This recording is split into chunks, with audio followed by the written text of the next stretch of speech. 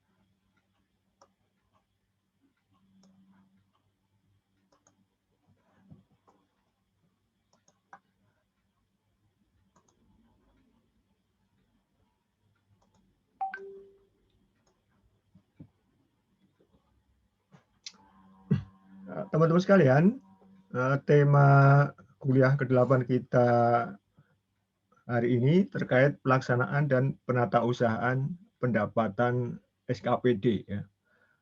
Jadi ruang lingkup kita adalah pengelolaan keuangan daerah. Maka sasarannya adalah APBD. Nah, kalau APBD berarti ini kaitannya dengan pendapatan di daerah. Pendapatan di daerah itu berarti pajak dan retribusi daerah, pendapatan asli daerah. Nah, kenapa di sini SKPD ya? Kita melihat SKPD itu adalah ujung tombak dalam pengumpulan pendapatan daerah. Ya. Kalau di Kementerian Pusat ya, kalau di pusat atau APBN atau kementerian dan lembaga, kita mengenal pajak pengumpulan pendapatan melalui pajak, dividen dan PNBP. Ya, kalau pajak ini yang menjadi tupoksi Direktorat Jenderal Pajak ya. Kemudian PNBP digawangi oleh kementerian lembaga. Di kementerian lembaga ada namanya satuan kerja yang nanti bertugas untuk mengelola dan mengumpulkan ini PNBP. Nah, di dalam pelaksanaan dan penatausahaan ini, pendapatan ini, baik di pemerintah pusat maupun pemerintah daerah, harus ada payung hukumnya terlebih dahulu. Ya. PNBP, kementerian lembaga, payung hukumnya apa, teman-teman sekalian?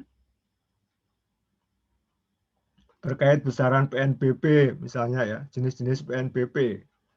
Payung hukumnya apa? Apakah peraturan menteri atau peraturan presiden? Peraturan menteri.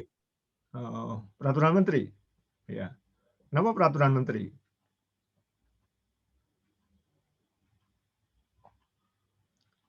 PNBP Kepolisian Republik Indonesia ininya apa? Payung hukumnya.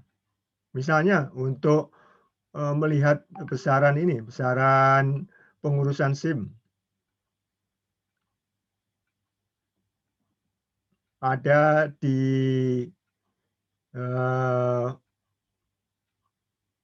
peraturan setingkat menteri, peraturan presiden, atau bahkan PP. PP ya Pak. Ya, PP ya, PP ya, di PP. Ya. Oh ya, teman-teman, ini seperti kuliah sebelumnya ya. Nanti mohon aktivitasnya dicatat ya, Pak Es ya, supaya bisa lebih dua arah dan kita nanti bisa mengisi aktivitas ya, penilaian aktivitas. Nah, kalau kita melihat ini PNBP di tiap kementerian itu spesifik diatur melalui peraturan pemerintah ya, peraturan pemerintah. Nah, kalau kalau pendapatan pendapatan daerah diatur oleh apa, teman-teman sekalian? Payung hukumnya apa? Apakah peraturan bupati atau perda? Perda, Pak. Perda ya, Prima ya. Apa bedanya peraturan bupati dengan perda?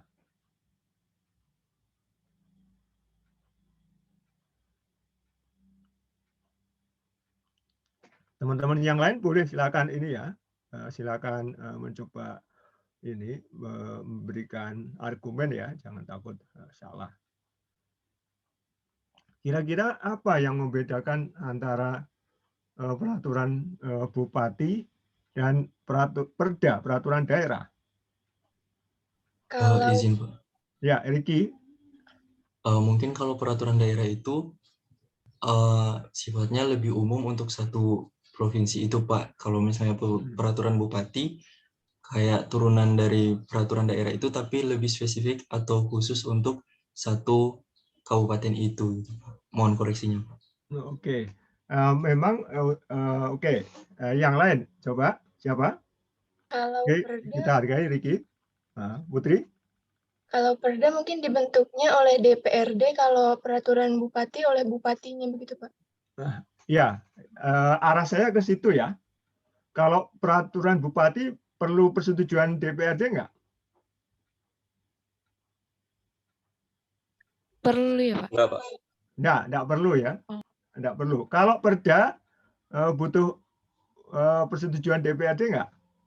Perlu. Perlu, Pak. Perlu. APBD itu perbub atau perda? Perda. Perda, Pak. Perda ya.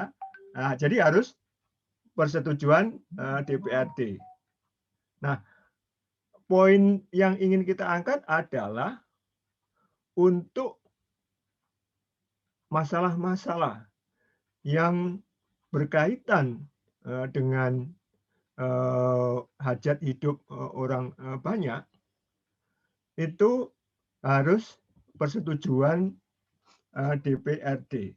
Yang menyangkut kepentingan masyarakat banyak, itu harus persetujuan DPRD. APBD terkait dengan kepentingan orang banyak enggak? Iya, Pak. Ya, kenapa?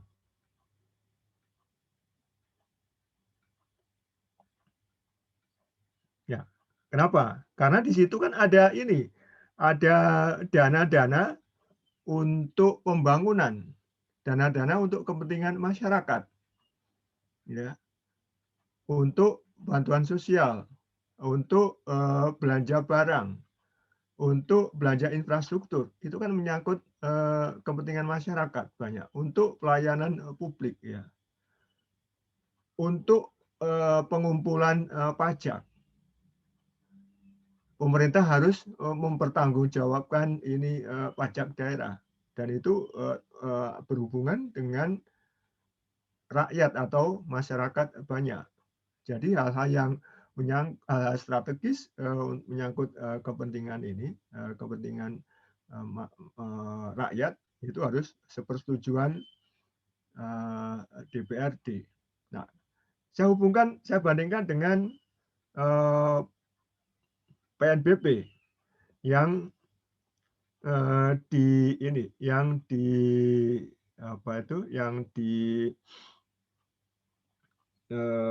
payungi oleh peraturan pemerintah. Ya. Peraturan pemerintah itu perlu persetujuan DPR nggak, teman-teman?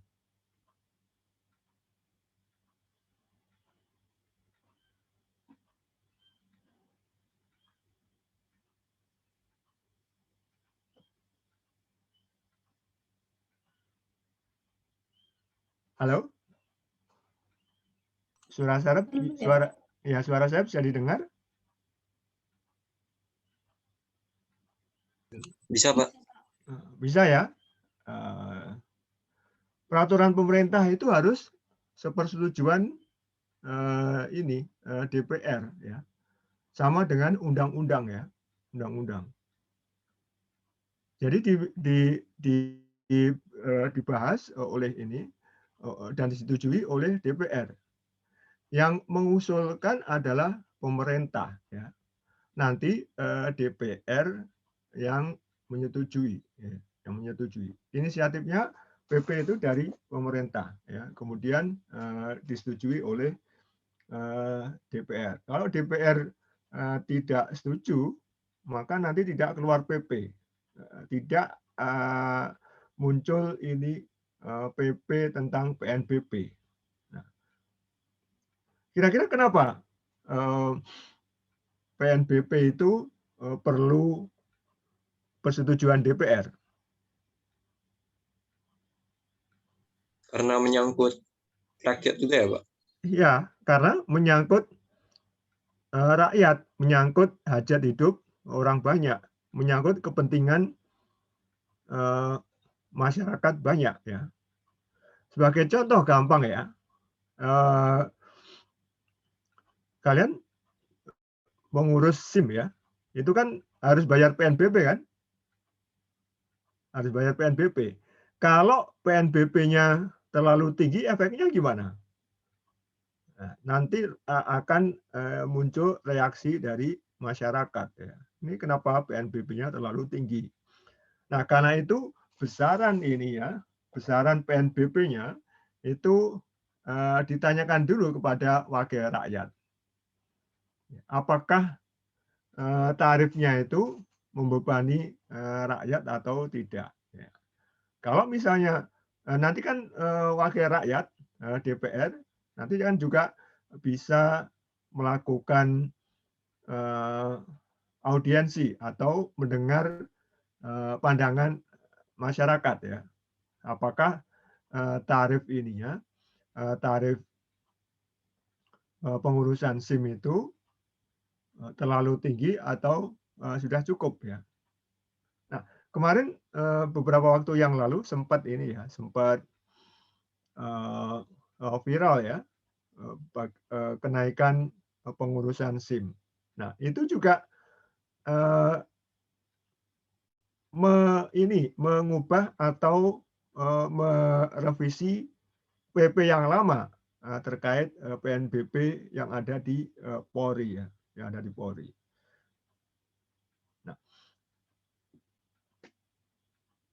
untuk kenaikan atau revisi kenaikan pun juga harus mendapat persetujuan DPR. Ya. Jadi ini teman-teman sekalian, kita melihat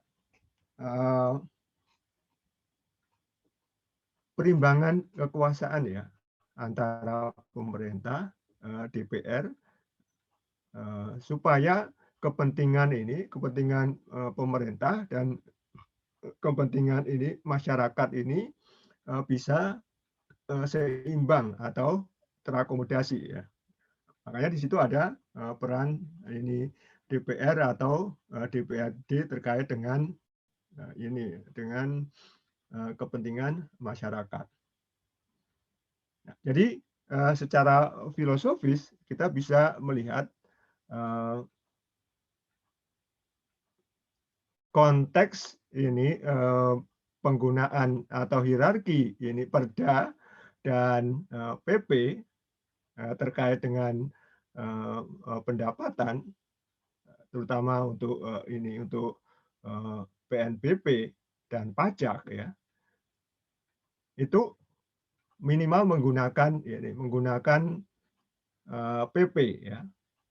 Kalau undang-undang ya, undang-undang PPN PPh misalnya untuk peningkatan ini tarifnya itu menggunakan undang-undang. Tapi untuk PNBP ya menggunakan peraturan pemerintah. Ya. Nah, ini yang perlu kita perlu kita cermati teman-teman sekalian. Ada hal-hal yang misalnya terkait dengan kebijakan ini pemerintah daerah yang cukup menggunakan peraturan bupati ya. Kebijakan-kebijakan yang tidak berdampak luas itu menggunakan peraturan bupati ya, peraturan bupati. Nah, misalnya sudah diatur oleh peraturan yang lebih tinggi. Nah, itu menggunakan peraturan bupati. Tapi kalau yang terkait dengan ini, dengan kebijakan yang mempengaruhi ini rakyat itu menggunakan perda. Nah, kalau semuanya perda nanti juga repot ya.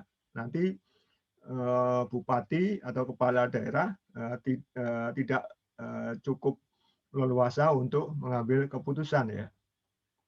Karena pembahasan di DPRD juga membutuhkan waktu ya, membutuhkan waktu. Jadi ada hal-hal yang diatur oleh peraturan bupati dan juga ada hal-hal yang diatur oleh perda. Begitu pula ini ya di tingkat pemerintah pusat ada yang cukup menggunakan peraturan menteri, menggunakan peraturan presiden, atau menggunakan peraturan pemerintah. Kalau terkait dengan tupoksi kementerian lembaga, maka biasanya cukup menggunakan peraturan menteri.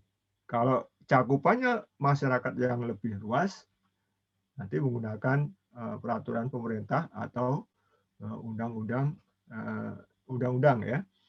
Jadi itu ini terkait dengan ini payung hukum pelaksanaan ini ya, pelaksanaan pendapatan ya, pengumpulan pendapatan baik di pemerintah pusat maupun pemerintah daerah. Ya. Nah, teman-teman sekalian,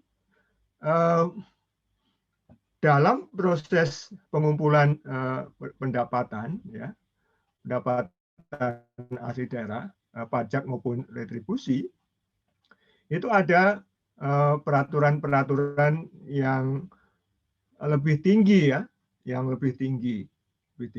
Nah, teman-teman lihat di sini di catatan peraturan-peraturan Permendagri dan PP ditindaklanjuti dengan peraturan kepala daerah sebagai pedoman pelaksanaannya ya. Artinya peraturan kepala daerah ini tidak boleh bertentangan dengan peraturan yang lebih tinggi ya, lebih tinggi. Peraturan yang lebih tinggi itu apa? Terkait dengan pengelolaan atau pelaksanaan pendapatan daerah. Yang pertama dan terbaru ini PP 12 tahun 2019 tentang pengelolaan keuangan daerah. Jadi hal-hal yang terkait dengan detail pengelolaan keuangan daerah atau cakupan pengelolaan keuangan daerah diatur di PP ini. Kemudian ada Permendagri lama yang sekarang masih digunakan terkait dengan tata cara penatausahaan dan penyusunan laporan pertanggungjawaban bendahara dan penyampaiannya terkait dengan pendapatan yang dikumpulkan oleh SKPD ya, SKPD.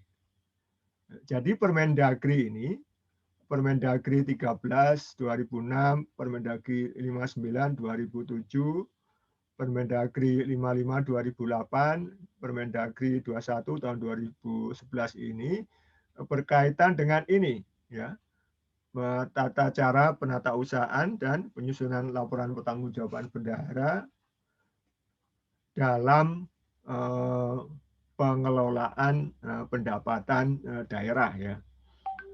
Nah, meskipun ada peraturan-peraturan ini yang lebih tinggi ini, tiap daerah membuat perda ya, membuat perda ya. Perda supaya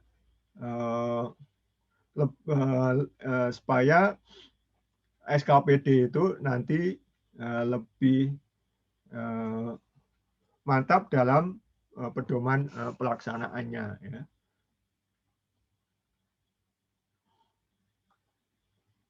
Nah, teman-teman sekalian, saya ingin mencoba untuk membandingkan pengelolaan pendapatan di pemerintah pusat dan di pemerintah daerah. Ya. Nah, kalau pemerintah pusat ya, kita mengenal misalnya dalam penatausahaan ini, penatausahaan PNBP, kita mengenal bendahara penerimaan yang harus menyetor penerimaannya hari itu ke rekening kas umum negara, RKUN ya, RKUN. Nah, bendahara penerimaan ini di daerah juga harus menyetor paling lambat hari itu juga ya, hari itu juga. Hari itu terkumpul ini retribusi atau pajak daerah, maka hari itu juga harus disetor ke kas umum daerah. Ya. Kalau PNBP ke kas umum negara, kalau pajak dan retribusi daerah ke kas umum daerah. Ya. Kita lihat di sini ya, sama di PP 137 PP 12 tahun 2019 pasal 37 ini. Jadi paling lambat hari itu juga harus setor ke kas umum negara. Ini kas umum daerah ini sama dengan ketentuan di pengelolaan keuangan pemerintah pusat. Ya. Nah, kemudian ada pengecualian ya. Ini ada beberapa poin-poin yang akan kita bahas ya, di sini ya. Ada pengecualian. Kalau misalnya karena kendala geografis dalam hal komunikasi ya, kesulitan jaringan ya, transportasi misalnya tidak ada angkutan yang cukup rutin untuk bepergian dari lokasi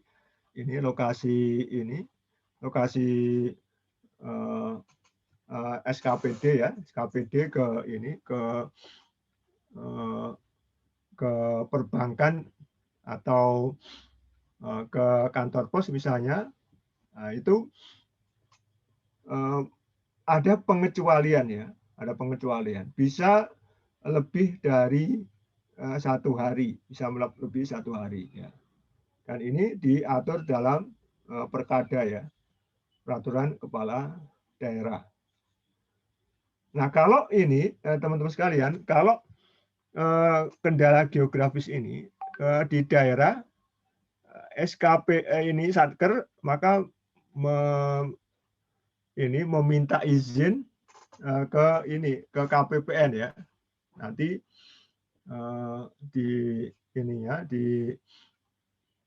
teruskan ke Kanwil Dijen Perbendaharaan.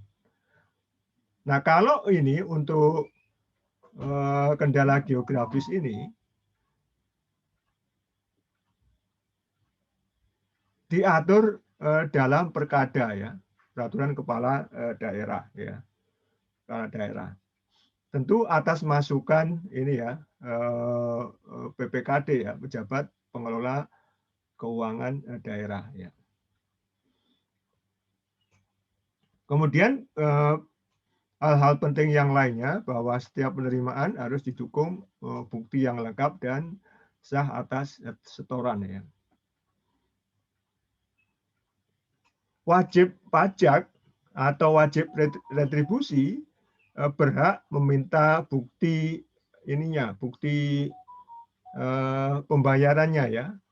Dan bendahara penerimaan atau bendahara penerimaan pembantu ya juga wajib memberikan ini ya bukti ininya ya, bukti penerimaannya ya. Dan kemudian ketika bendahara penerimaan melakukan setor ke kas umum daerah, maka bendahara penerimaan juga berhak meminta meminta bukti setor ya, bukti setor ke ini ya, ke banknya ya, slip setorannya ya, melalui surat tanda setoran atau STS. Ya. Kemudian prinsip keempat ya, bukti ini penerimaan ini dapat berbentuk dokumen elektronik maupun dalam bentuk hard copy ya. Nah ini kita bisa melihat misalnya ya kalau di pemerintah pusat ya di APBN itu menggunakan ini ya kalau store lewat ATM ya itu menggunakan bukti dokumen elektroniknya adalah stroke ya.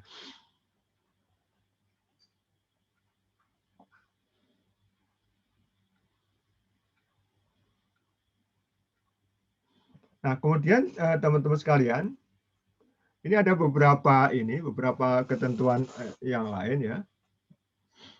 Di pasal 139 PP 12 tahun 2019 ini menyatakan bahwa penerimaan SKPD wajib menyelenggarakan pembukuan terhadap seluruh penerimaan dan penyetoran atas penerimaan yang menjadi tanggung jawabnya ya. Kemudian dalam hal pembukuan dan pencatatan transaksi penerimaan tersebut, outputnya adalah LPJ atau laporan pertanggungjawaban. Masih ingat LPJ silabi ya, LPJ silabi, produk silabi paling lambat tanggal berapa dikirimkan ke KPPN? 10, Pak. Tanggal 10 ya. Selain KPPN, kemana lagi LPJ ininya, LPJ silabi?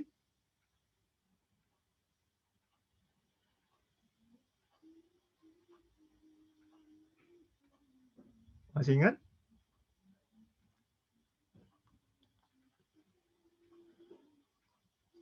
Atasan satuan kerja itu apa?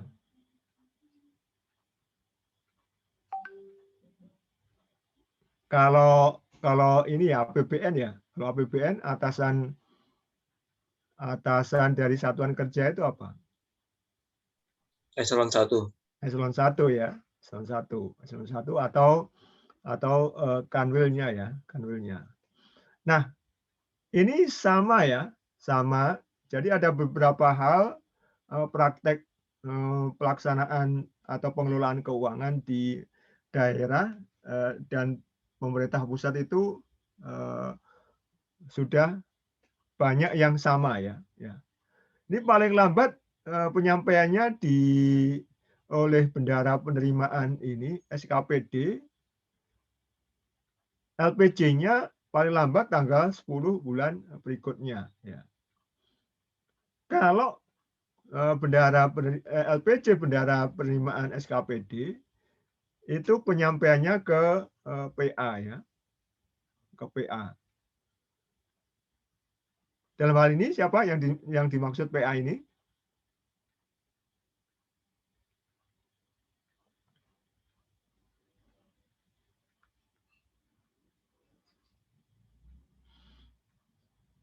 Kepala SKPD-nya, Pak. Ya, kepala SKPD-nya ya, atau kepala dinas ya, kepala dinas.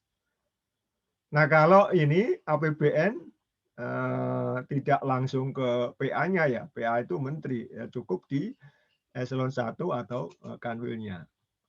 Melalui PPK SKPD. Apa yang dimaksud PPK di sini? Teman-teman? Pejabat penata usahaan keuangan, Pak. Ya, Diko, pejabat penata usahaan keuangan. Ya. Pejabat penata usahaan keuangan ini di SKPD itu biasanya eselon ini ya, eselon 3 ya, eselon 3. Misalnya bagian umum dan keuangan ya. Kemudian selain ini ke PA ya, ke kepala dinas, ini bendahara penerimaan SKPD juga menyampaikan LPJ ke PPKD ya. PPKD. Masih ingat apa itu PPKD?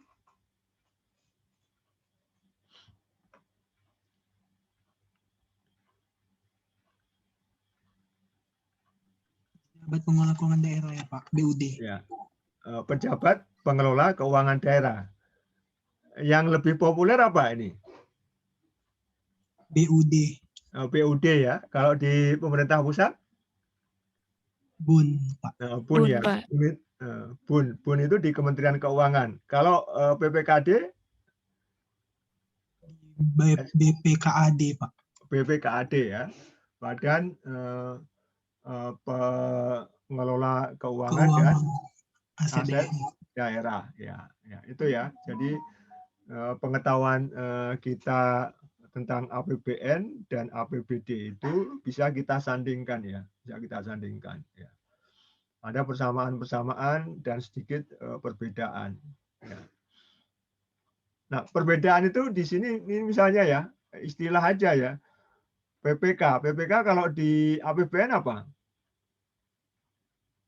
Pejabat membuat komitmen. Pejabat membuat komitmen ya. Pejabat membuat komitmen. Tapi kalau di daerah ini ini pejabat penata usahaan keuangan. Lalu yang menjalankan fungsi komitmen di daerah istilahnya apa? Nah, di daerah itu ada istilah ini ya, PPKOM ya. Pejabat pembuat komitmen. Ya. Itu sama fungsinya dengan PPK di pemerintah pusat ya. Jadi pejabat pembuat komitmen itu di daerah disingkat PPKOM. Perhatikan di ini PP 12 2019 di pasal 139 di butir ini, butir 4 ya.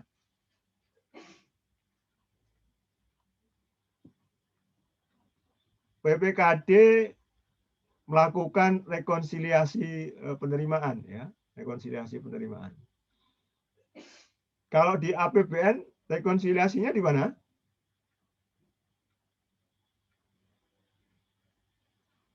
Teman-teman?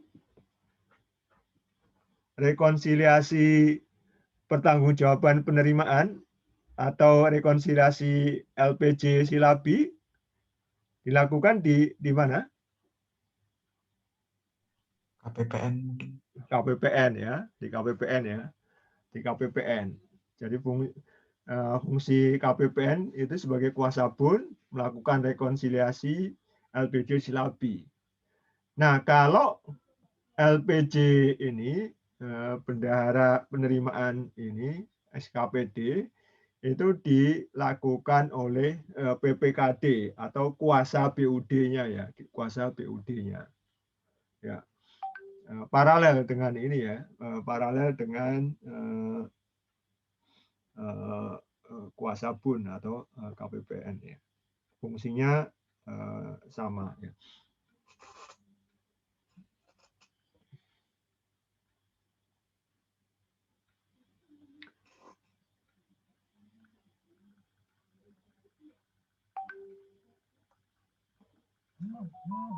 Nah, teman-teman sekalian, ini ada ini ya, ada tugas dari bendahara penerimaan SKPD. Ya, pada prinsipnya ada 4 ini ya. Menerima ini pendapatan daerah ya, kemudian menyimpan di brankas atau di rekening bank, kemudian setor ke kas umum daerah, kemudian menata usahakan dan membuat pertanggungjawaban. Nah, ini ada di Permendagri 55 tahun 2008 ya. Ini belum dicabut ya.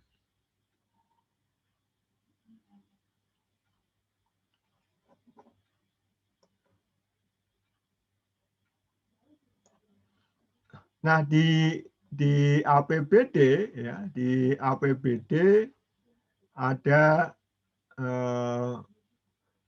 bendahara penerimaan pembantu ya, bendahara penerimaan pembantu ya.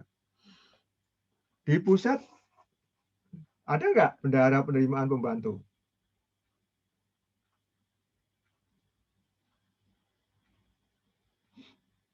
Nggak ada, Pak. Nggak ada ya, nggak ada. Kenapa nggak ada? Kira-kira kenapa?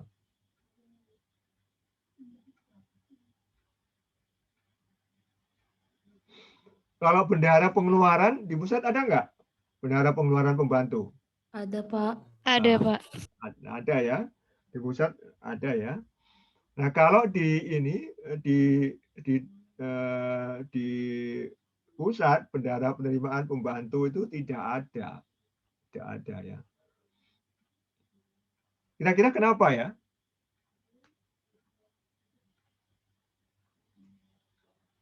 Kira-kira kenapa? Zeferino. Izin menjawab Pak, karena Ya. menurut saya bendahara penerimaan itu kan adanya kalau misalnya di kementerian atau lembaga itu ada kayak PNBP gitu Pak, penerimaan negara bukan pajak. Jadi cukup satu aja bendahara penerimaan, tidak perlu bendahara pengeluaran pembantu. Nggak perlu bendahara penerimaan pembantu Pak. Tidak perlu bendahara penerimaan pembantu. Iya. Terpusat atau sentralisasi? Bendahara penerimaan di kantor di pusat, pemerintah pusat itu sentralisasi atau desentralisasi? Sentralisasi ya Pak. Cenderung sentralisasi ya. Artinya apa, Zeferino? Artinya bendahara penerimaan itu langsung menyetor penerimaannya ke RKUN Pak, langsung. Betul ya. Langsung ke RKUN atau ke rekening bendahara penerimaan ya. Rekening bendahara penerimaan baik di kantor pusat maupun di kantor daerah. Ya. Artinya apa? Artinya untuk pemerintah pusat ya, PNBP itu cenderung lebih banyak tunai atau non tunai?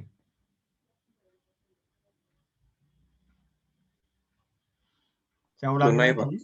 Bendahara penerimaan di pemerintah pusat itu tadi kan disampaikan itu cenderung sentralisasi ya. Nah, pertanyaan berikutnya, apakah cenderung lebih banyak menggunakan tunai atau non tunai? Tunai, Pak. Nah, tunai ya, ya, karena sentralisasi terpusat ya, terpusat ke rekening kas umum negara atau rekening bendahara penerimaan di kantor pusat atau di setor ke rekening bendahara penerimaan satuan kerja. Ya. Jadi kita bisa memahami ya, lebih banyak ini ya, lebih banyak bendahara pengeluarannya dibanding bendahara penerimaan di pemerintah pusat, karena kalau pengeluaran itu ada hampir di semua satker ya, tapi bendahara penerimaan belum tentu ada di setiap satker ya. Kalau kita lihat bendahara penerimaan itu sekitar tidak sampai 15% dari bendahara pengeluaran di pemerintah pusat ya, di pemerintah pusat. Bendahara pengeluaran itu 25.000 lebih, kalau bendahara penerimaan hanya 3.000 sekian ya. Tapi sudah menggunakan ini ya, menggunakan elektronik ya, elektronik. Apa indikatornya? Kita bisa melihat ya, melihat ada billing system ya, billing system. Ada ini Symphony, sistem informasi ini manajemen ini Symphony PNBP online ya, PNBP online. Sudah menggunakan ini bisa menggunakan store menggunakan ini menggunakan ATM, bisa menggunakan internet banking maupun bisa langsung ke ini ke perbankan ya. Nah, itu kelebihan dari bendahara penerimaan atau sistem di pemerintah pusat ya, tidak perlu bendahara penerimaan pembantu. Nah, sementara itu di daerah masih banyak bendahara penerimaan pembantu. Kenapa? Karena harus memungut pendapatan yang berasal dari masyarakat yang menggunakan tunai untuk membayar retribusi atau pajak daerah ya.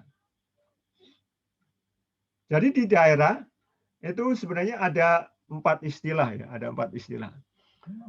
Kalau di pemerintah pusat itu kan hanya bendahara penerimaan ya. Tetapi kalau di daerah ada 4 istilah ya. Yang pertama bendahara penerimaan.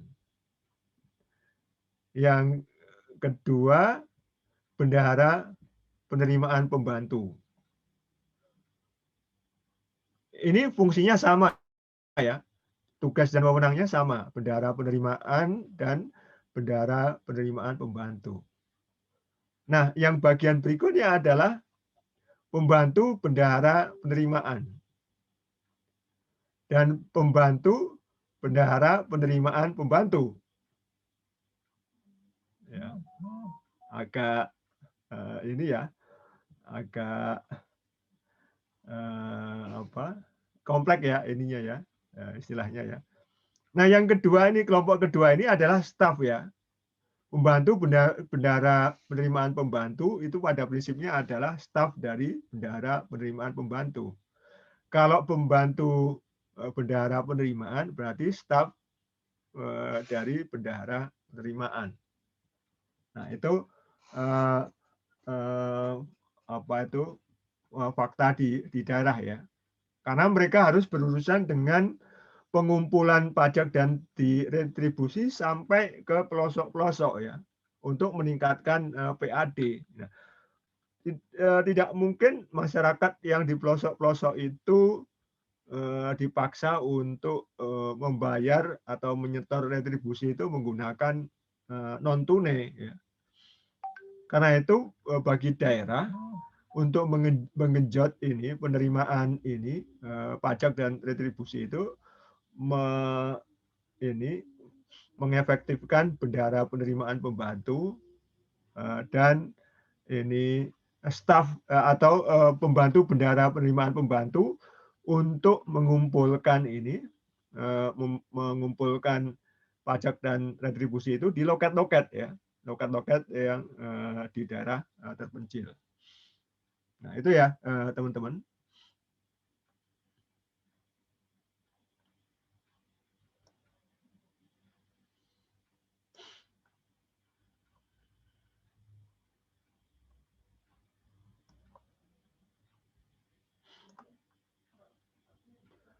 Nah, kita akan melihat mengapa ada bendahara penerimaan pembantu di daerah. Ini alasan ini ya, alasan umumnya ya. Bendahara penerimaan pembantu di daerah itu diperlukan apabila pendapatan daerah, baik berupa pajak daerah maupun retribusi daerah itu tersebar di banyak tempat ya. Sumber-sumber pajak dan retribusi itu tersebar di banyak tempat, sehingga wajib pajak atau wajib retribusi sulit membayar kewajibannya kalau dia dipaksa untuk menyetor ke satu tempat atau menyetor ke bank ya. Jadi bendahara penerimaan pembantu ini fungsinya untuk untuk melayani wajib pajak, wajib retribusi yang berada di area yang sulit dan tersebar di berbagai tempat ya. Yang tidak memungkinkan akses akses non tunai ya. Jadi bendahara penerimaan pembantu ini membantu masyarakat yang atau wajib pajak, wajib retribusi yang ingin membayar dengan cara tunai. Ya.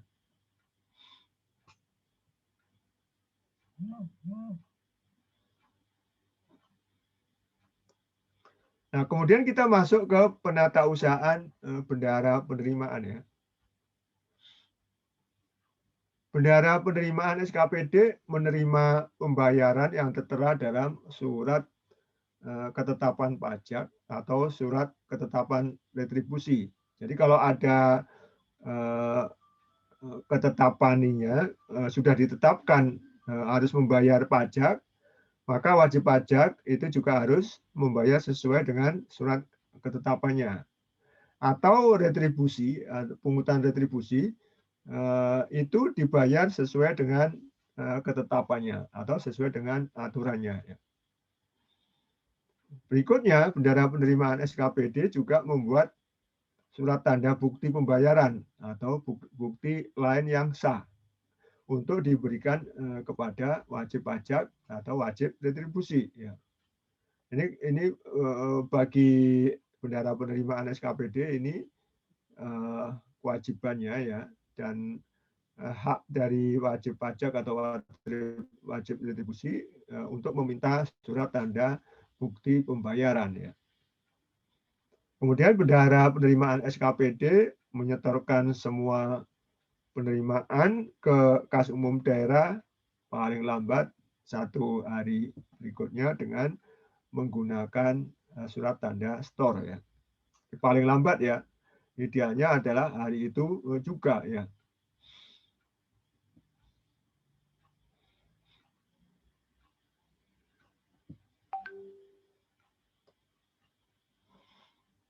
Kita masuk ke pembukuan bendahara penerimaan ya, bendahara penerimaan pembukuannya. Ya.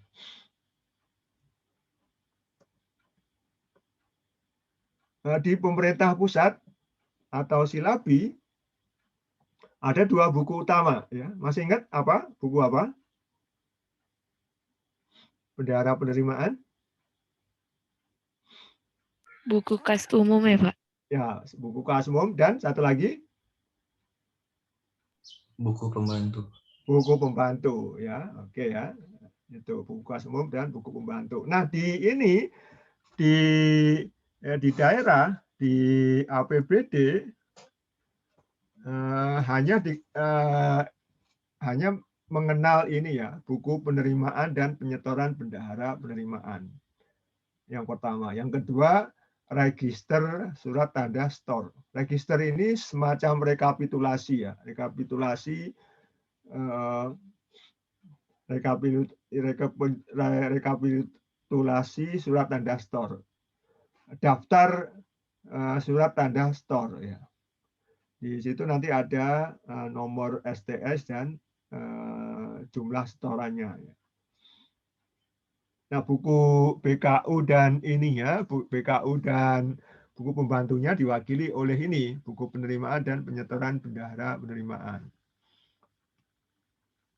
Kemudian dokumennya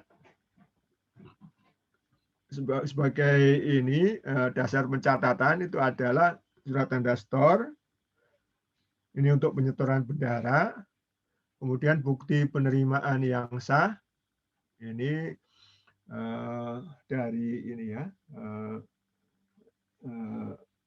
Dari ininya, dari wajib pajak dan wajib retribusi yang ini, yang menyetor pajak dan retribusinya. Kemudian nota kredit ya, nota kredit ini dari bank.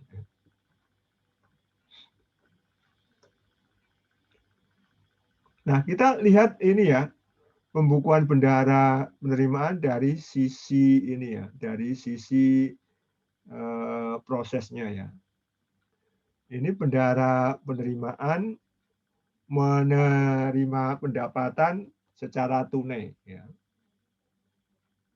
Wajib pajak, wajib retribusi membayar langsung ke bendahara atas ini, atas pelayanan atau kewajiban yang harus dipenuhinya ya. Jadi ini pertama ini tunai ya, wajib pajak, wajib retribusi menyetor tunai, kemudian bendahara penerimaan memberikan bukti penerimaan yang sah, ya. Ada uang, kemudian ini ada bukti ya. Kemudian dari bukti penerimaan ini dicatat pada buku penerimaan dan penyetoran. Outputnya apa? Outputnya adalah buku penerimaan dan penyetoran. Nanti akan digunakan untuk atau sebagai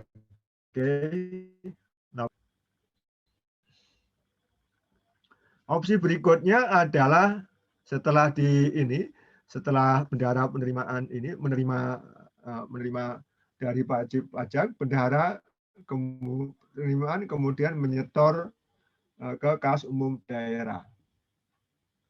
Ini menyetornya secara tunai ya. Jadi bendahara penerimaan datang ke bank bawa uang ini, uang hasil pendapatan atau hasil penerimaan, kemudian menggunakan surat tanda store ya, dari STS ini nanti bank memberikan ini slip setoran atau surat tanda store ini. Kemudian dicatat di buku penerimaan dan penyetoran, dan outputnya adalah buku penerimaan dan penyetoran. Nah, dari STS ini juga bisa menghasilkan register ini surat tanda setoran ya, dengan mengisi register STS terlebih dahulu.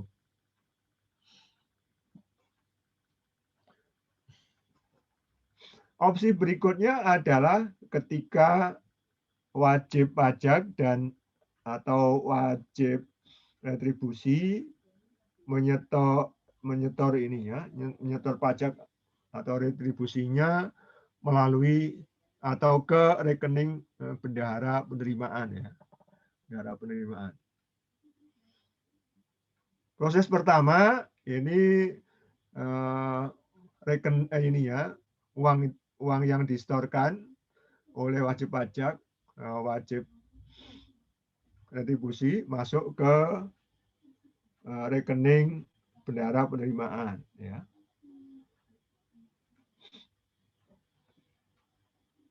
Kemudian bank memberikan nota kredit atau informasi penerimaan lainnya. Dari nota kredit ini, bendahara penerimaan mencatat pada buku penerimaan dan penyetoran. Kemudian outputnya adalah buku penerimaan dan penyetoran.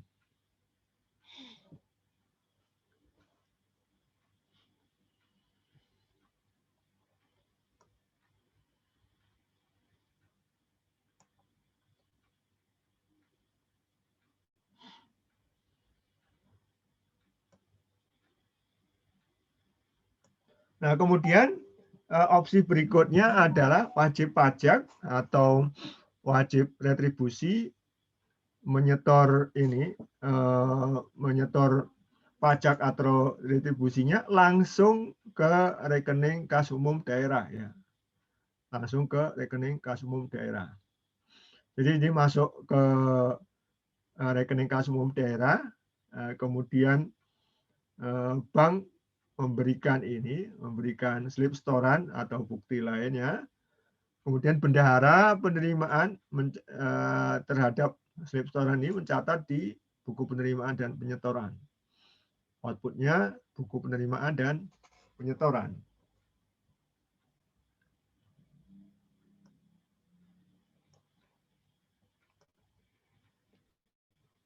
Pertanggungjawaban bendahara penerimaan ya di pengelolaan keuangan daerah ada dua bentuk pertanggungjawaban bendahara penerimaan ya. Pertanggungjawaban administratif dan pertanggungjawaban fungsional ya. Administratif ini sifatnya penata usahaan ya. Sifatnya administratif, disampaikan ke pengguna anggaran. Tanggal 10 bulan berikutnya. Nah, pertanggungjawaban fungsional ini adalah pertanggungjawaban terkait dengan tugas pokok dan fungsi bendahara penerimaan yang harus mempertanggungjawabkan semua uang yang diterima dan semua uang yang disetorkan. Ya. Yang diterima berapa, yang disetorkan berapa. Ya. Nah, ini ke PPKD.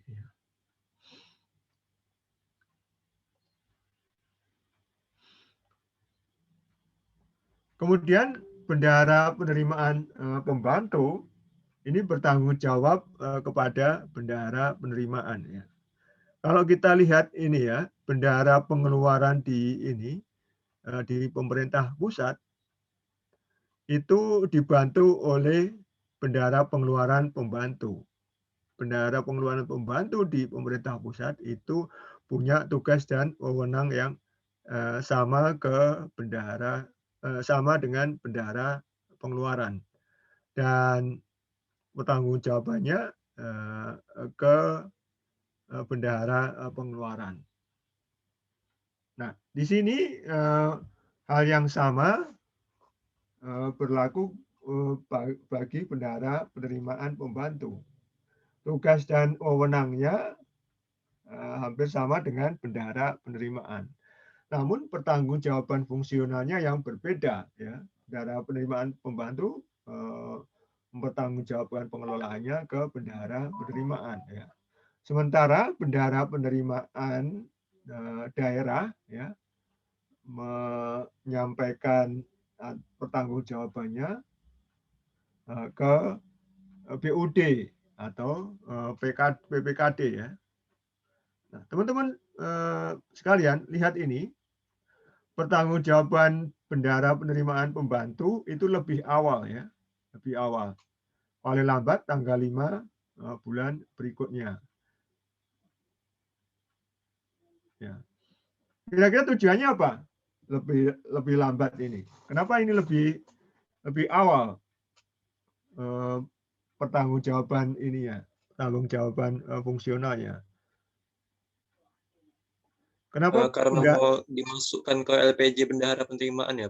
Betul ya. Karena nanti bendahara penerimaan akan menggabungkan LPJ dari bendahara penerimaan pembantu. Jadi ada waktu untuk melakukan konsolidasi ya. Jadi bendahara penerimaan pembantu di SKPD mungkin tidak hanya satu ya, mungkin banyak ya, banyak, ada kemungkinan banyak, sehingga ada ruang ya, ruang untuk ruang dan waktu untuk menggabungkan LPJ dari bendahara penerimaan pembantu.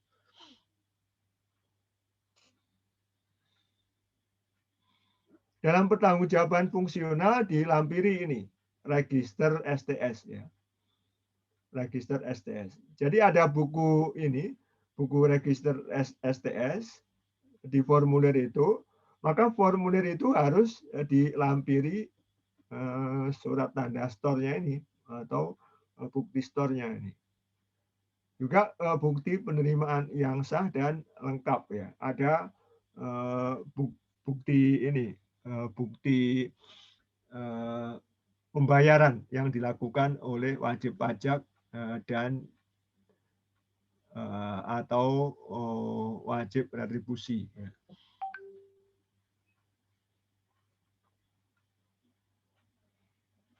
Nah, kemudian kita masuk ke ini ya, ke pertanggungjawaban bendahara penerimaan.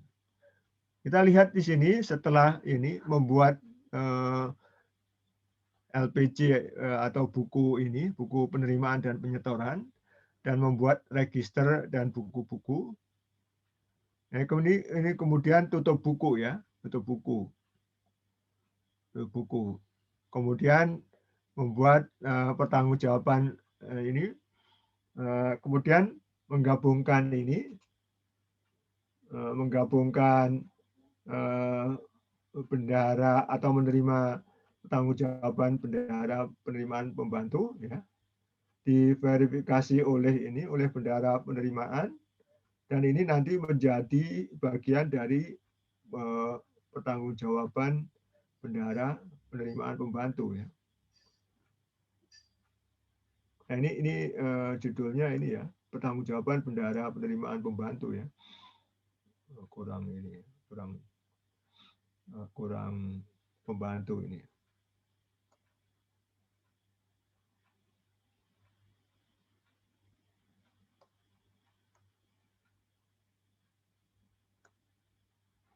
Kemudian bendahara penerimaan ini sama ya, administratif dan fungsional ya.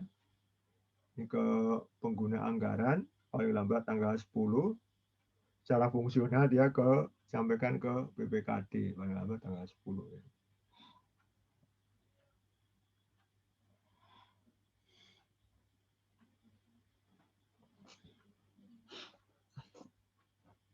Nah, terkait dengan LPJ LPJ administratif bendahara penerimaan, di sini ada ini ya, ada tambahan ini, pertanggungjawaban bendahara penerimaan pembantu ya, bendahara penerimaan pembantu. Ini yang sebagai bukti ini ya, bukti bahwa bendahara bahwa SKPD itu punya bendahara penerimaan pembantu dan tugasnya juga membuat pertanggungjawaban.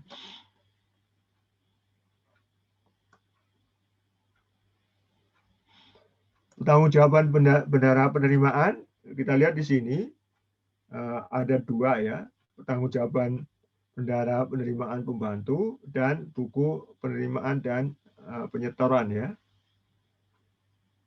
Ini ada proses penyusunan LPJ, kemudian jadi LPJ dan lampiran-lampirannya diverifikasi oleh pejabat penatausahaan keuangan ya, dan disetujui oleh PA. Ini secara administratif ya, secara administratif. Jadi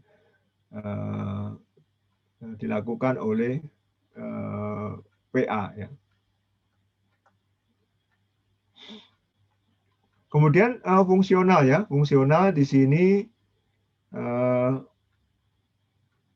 sama ya formatnya sama LPJ-nya, hanya di sini nanti kita lihat di sini ya, diverifikasi dan direkonsiliasi oleh BUD Yang administratif tadi diverifikasi oleh PA ya.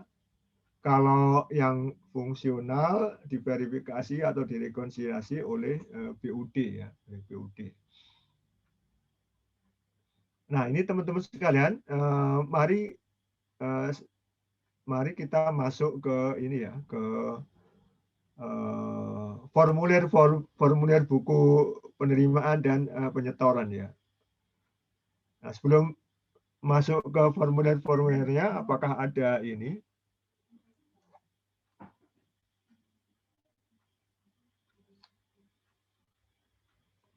Sebentar ya, teman-teman, ini ada.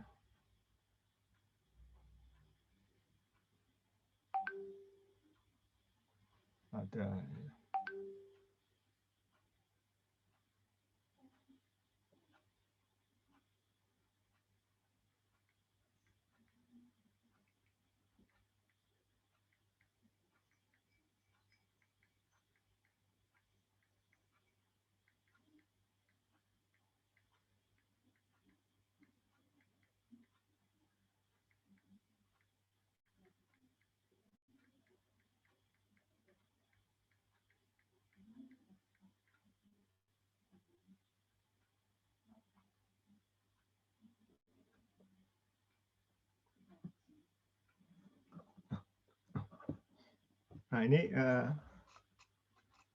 ada pertanyaan, teman-teman? Izin bertanya. Oh ya, oke, Ricky, silakan Ricky. Pak, kan di pendapatan itu kan kalau lihat dari BPT tadi itu ada 3 kan Pak mekanismenya. Ada yang terakhir itu ada yang pendapatan yang melalui atau langsung ke RKUD-nya. Nah Pak, di situ kenapa yang nggak ada STS-nya? Jadi nanti berarti nggak diregister ke STS gitu ya Pak nanti? Nah, ininya yang ke BUD langsung itu berarti sebagai ini ya, sebagai STS itu, Ricky. Oh, berarti diregisternya langsung dari BUD-nya, bukan dari bendahara penerimaannya itu ya Pak? Iya, Oh, karena kan ada 2 ya, yang ke rekening BUD itu ada 2. Yang pertama wajib pajak atau wajib retribusi, dia bisa langsung ke ini ya, ke rekening BUD ya.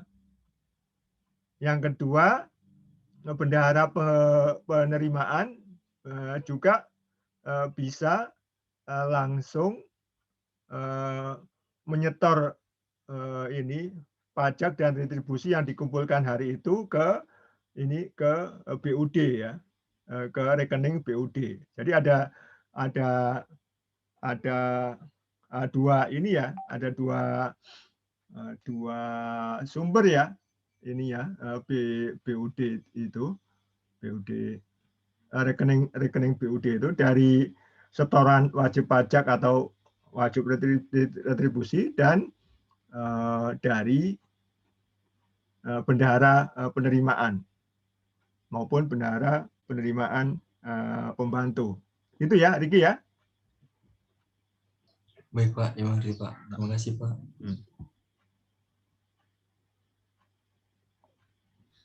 Izin bertanya Pak. Iya. Saya sebenarnya penasaran Pak, kalau di APBN penerimaan itu kan perlu dicek lagi, udah disetorkan ke negara melalui KPPN, jadi dikonfirmasi penerimaannya. Kalau di pemerintah daerah itu ada nggak ya Pak? Nah, nanti ke BUD-nya, Bella. Bisa dicek ke rekening BUD-nya, rekening rekas umum daerahnya. Jadi nanti kuasa BUD nanti bisa mengakses mengakses ke rekening rekening kas umum daerahnya. Apakah surat tanda store itu surat tanda store itu palsu atau tidak gitu ya, sudah di store atau tidak ya. Karena kan bisa saja ini ya berbuat curang ya, berbuat curang menggunakan STS palsu, kemudian seolah-olah sudah store ke ini, sudah store ke ini ke RKUD-nya, rekening kas umum daerah. Nah, nanti ini kuasa BUD-nya bisa memeriksa gitu, bisa mengakses ke rekeningnya tuh. Nanti kan bisa dicocokkan nih, apakah sudah masuk sebesar uang yang bersangkut uang sesuai yang tertera atau ininya ini nomor ini ya tanda store-nya berbeda atau tidak. Jadi pada prinsipnya hampir sama ya dengan ini ya, dengan di KPPN ini Bella ya. Baik Pak, terima kasih Pak. Oke, terima kasih juga pertanyaannya. Jadi tetap ini ya, tetap bisa dilakukan pengecekan ya, pengecekan.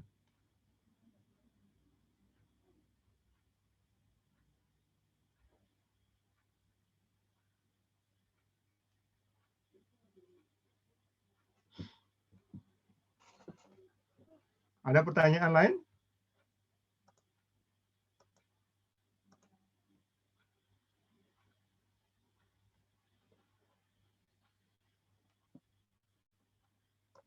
Baik, ini saya ini ya, saya lanjutkan ke ini ya, ke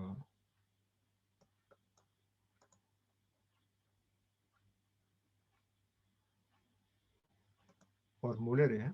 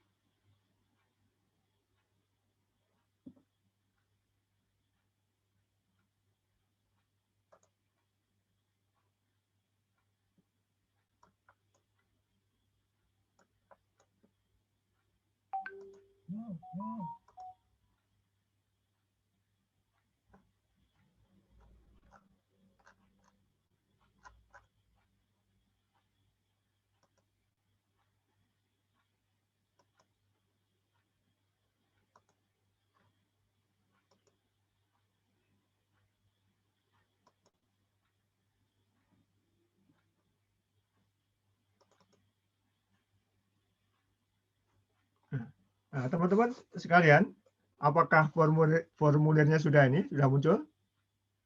Sudah, Pak. Nah, sudah ya. Nah, ini ada formulir buku penerimaan dan penyetoran ya. Relatif sederhana dibanding pemerintah pusat ya. Di sini hanya ada dua ya, penerimaan dan penyetoran ya. Ini SKPD-nya ditulis SKPD yang memiliki ini, yang memiliki penerimaan pendapatan ya. Misalnya SKPD Dinas Kesehatan ya, periodenya ini tahun ya. Kemudian kita lihat di sini, ini nomor transaksi ya, tanggal transaksi, kemudian nomor bukti, cara pembayarannya ini tunai atau non tunai. Kemudian ada kode rekening ya. Kode rekening ini nanti terkait dengan macam-macam ini ya, retribusi atau pajak daerahnya ya. Kemudian ini ada uraiannya ya. Kemudian jumlahnya. Nah, sebelah kanan ini penyetorannya ya. Penyetoran dari penerimaan ini.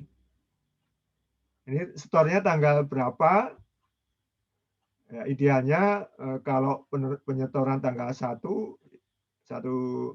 Februari ini penyetorannya juga tanggal 1 Februari. Ada nomor STS-nya ya. Nomor STS. Nomor STS ini untuk melacak apakah sudah benar-benar disetor ke kas umum daerah atau tidak. Ini kemudian jumlahnya ya. Ini ada keterangan.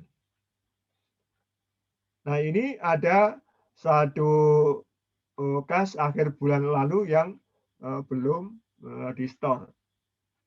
Kalau ini saldo kasnya 0 rupiah, tandanya apa, teman-teman? Ini misalnya ya, saldo kas akhir bulan lalu yang belum di-store 0 rupiah. Ini artinya apa? Sudah disetor semua, Pak. Ya, sudah di-store semua ya. Ya. Sama seperti ini ya. Kalau di laporan ini, laporan satuan kerja, itu kan ada akun kas di bendara penerimaan. Kalau per 31 Desember itu kas di bendara penerimaan itu 0, artinya PNBP atau pendapatan yang dikumpulkan oleh Satker atau SKPD pada tahun yang bersangkutan itu sudah di-setor semua ya. Sehingga kas di bendara penerimaan itu 0. Sama juga ini ya, kas di bendara pengeluaran. Kalau kas di bendara pengeluaran 0 di neraca itu artinya UP sudah di-setor semua, sudah di-setor semua. Kemudian ini jumlah penerimaan bulan ini berapa, jumlah yang harus di-store berapa, jumlah yang di-storekan bulan ini berapa. Ini ya. Kemudian ini saldo kas akhir bulan, ini ada di sini ya. Nah, kalau masih ada yang belum, misalnya tanggal 31 Januari, masih ada kas di akhir bulan 1 juta ya, belum sempat di store. 1 juta itu nanti dijabarkan lagi. 1 juta itu tunainya berapa ya, yang ada di bank berapa. Ya. Kemudian di sini sebagai bentuk pertanggungjawaban atau sebagai legalitasnya, bendahara penerimaan ini yang tanda tangan dengan mengetahui atau menyetujui pengguna anggaran ya. Tadi yang sifatnya pertanggungjawaban administratif tadi ya, itu ini adalah bentuk pertanggungjawaban administratif, mengetahui atau menyetujui pengguna anggaran. Secara administratif sudah disetujui oleh pengguna anggaran, tapi secara fungsional belum ya, karena belum direkonsiliasi oleh PPKD atau kuasa BUD ya. Nah ini ya. Pak mau bertanya. Oke ya. Pak, kalau yang di atas itu kan ada yang dari kas, yang tunai, ada yang dari bank. Nah, yang lainnya itu biasanya dari mana aja ya, Pak? Nah, yang lainnya itu misalnya ini ya, yang lainnya itu misalnya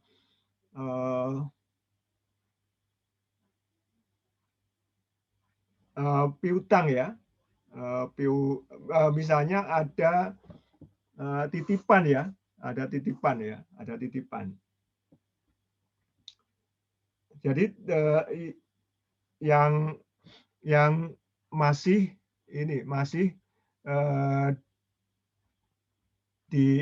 masih berada di pihak ketiga ya, pihak ketiga ya. Jadi ada tunai, ada bank dan lainnya ya.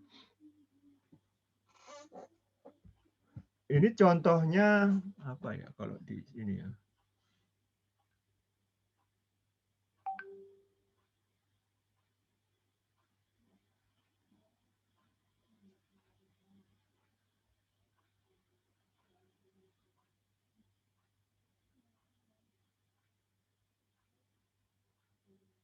Ini misalnya dalam bentuk ini ya, dalam bentuk cek ya, ini ya. Dalam bentuk cek ya. Kalau tunai ini kan yang ada di ini ya, atau surat berharga ya. Ini dalam bentuk surat berharga ya. Kalau tunai itu berarti uang yang ada di ini, uang yang ada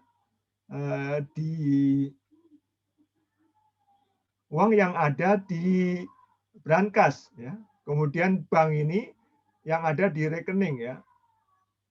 Belum sempat ditarik atau disetorkan. Kemudian lainnya ini berupa cek ya. Cek misalnya ini sudah mau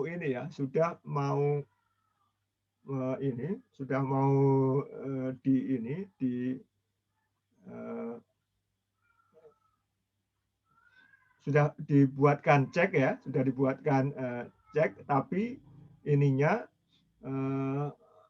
belum masuk belum masuk menjadi tunai atau bank ya. Jadi lainnya ini antara lain ini dalam bentuk cek ya, Ricky. Itu yang ini ya, yang sementara yang bisa saya informasikan ya. Ini terkait dengan lainnya ini ya. Ini dalam bentuk cek ya. Baik, terima kasih banyak Pak. Ya. Nah kemudian ini teman-teman sekalian, ini ada register STS ya, register STS.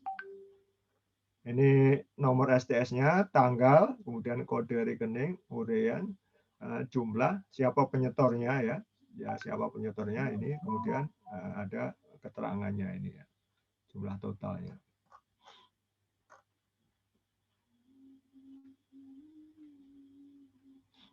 Nah kemudian ini laporan pertanggungjawaban ini administratif ya. Bendahara penerimaan itu menerima pendapatan dari 5 sumber ini ya, 5 sumber. Yang pertama dari tunai langsung ke bendahara penerimaan. Yang kedua tunai melalui bendahara penerimaan pembantu. Ya. Yang ketiga melalui rekening bendahara penerimaan. Ya. Yang keempat melalui rekening bendahara penerimaan pembantu. Artinya apa yang 4 ini? Artinya bendahara penerimaan pembantu itu juga memiliki rekening ya. Kemudian pendapatan atau yang berasal atau disetor langsung melalui rekening kas umum daerah ya. Nah, ini kemudian ini dijumlahkan jumlah penerimaan sampai dengan bulan lalu ini berapa ya. Kemudian jumlah A dan B itu sampai dengan bulan ini ya. Bulan ini jumlah penerimaan sampai bulan ini artinya jumlah penerimaan bulan lalu ditambah jumlah penerimaan bulan ini. Kemudian penyetoran bulan ini berapa ya, dari bendahara penerimaan berapa, dari bendahara penerimaan pembantu berapa. Kemudian diketahui ini jumlah penyetoran sampai dengan bulan lalu berapa ya, jumlah penyetoran sampai dengan bulan ini berapa. Jumlah yang belum disetor berapa ini ya, jumlah yang belum disetor berapa. Nah, kemudian jumlah yang belum disetor ini ada di mana saja. Mungkin ada di bendahara penerimaan ya, atau bendahara penerimaan pembantu. Ya, ini jumlah saldo kas akhir bulan ini ya. Ini bisa diperiksa di bendahara penerimaannya maupun bendahara penerimaan pembantu yang terdiri dari lebih dari 1 ya. Kemudian ada tanggalnya, ada mengetahui pengguna anggaran.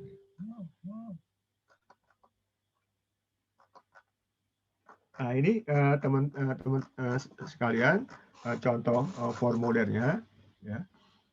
Sekarang kita coba ini ya masuk ke latihan soal ya, latihan soal.